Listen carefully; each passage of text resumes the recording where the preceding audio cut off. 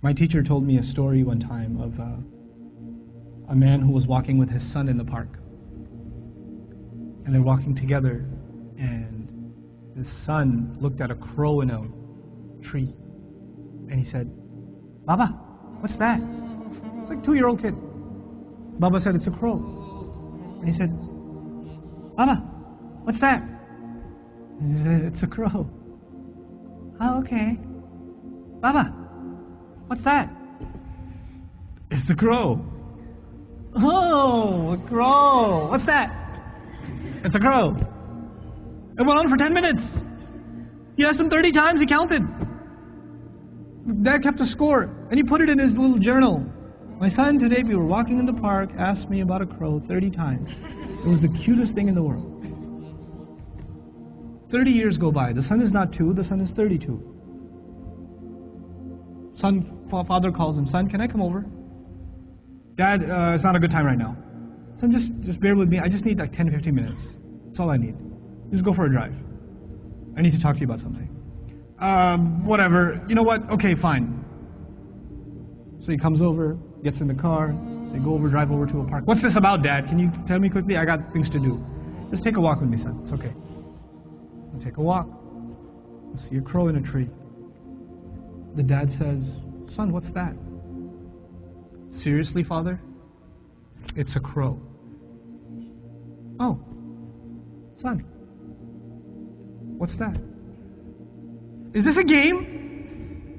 I have things to do, okay? It's a crow. You can't see, I just got you new glasses last month. Why is this happening to me? Dad, why are you so difficult? I don't understand what the problem is. Just tell me what you really want. I'm busy, okay?" The dad pulls out his journal. He says, "Son, this is something that happened 30 years ago. We were walking down this park. You saw a crow. And you asked me 30 times. And I gave you a smile every time. You couldn't handle twice. What are we giving our parents?"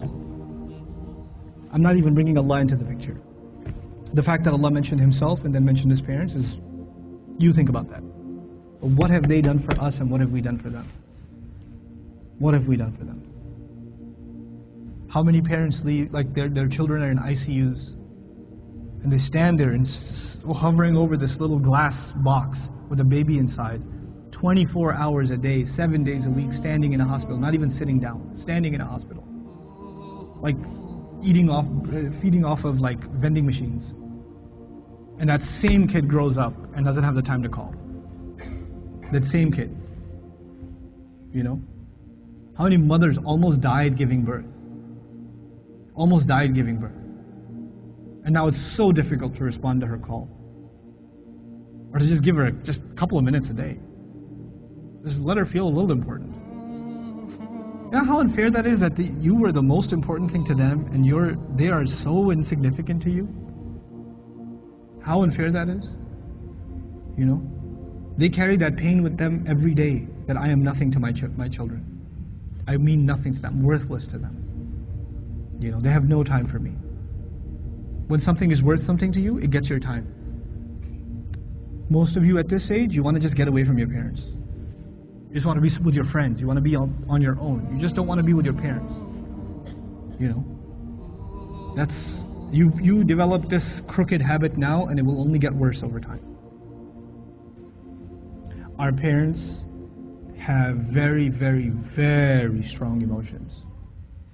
They're very protective of us. For them, you won't know this until you become a parent. For them, it doesn't matter when you turn 60, you're still their baby. They still remember changing your diaper. They still remember feeding you milk. They still remember burping you and cleaning up after you peed in the back seat. They still remember that. You don't remember that, they remember that. My son won't remember that. I'll think, I gotta go. Then all of a sudden he stops complaining and like, oh, time to roll down the windows.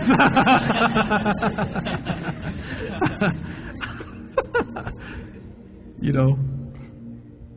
Then he starts talking about what toy are we going to get for Eid. I'm like, oh, okay. This has not been a good day for the car. But when he's graduating college, and when one day he's getting married, and one day he has his own, he's not going to remember that. But guess who'll never forget? I'll never forget. I'll never forget carrying him into a bathroom, cleaning him up, changing his clothes. Abba, put the Spider-Man pajamas on. He won't remember any of that. I will. And that same kid, when he's talking back to me one day, when he's telling me, Dad, I just don't understand you, okay? I don't have time right now. When he does, it's gonna hurt, man. It's gonna hurt. That's what you do to your parents. That's what I do to my parents. They were our life. They gave up their life for us. Our parents gave up careers for us. Our parents gave up vacations for us. Our parents gave up friends for us. You know that? I know that now. I didn't know that then. They had their entire life planned until you came along. And then you became their plan.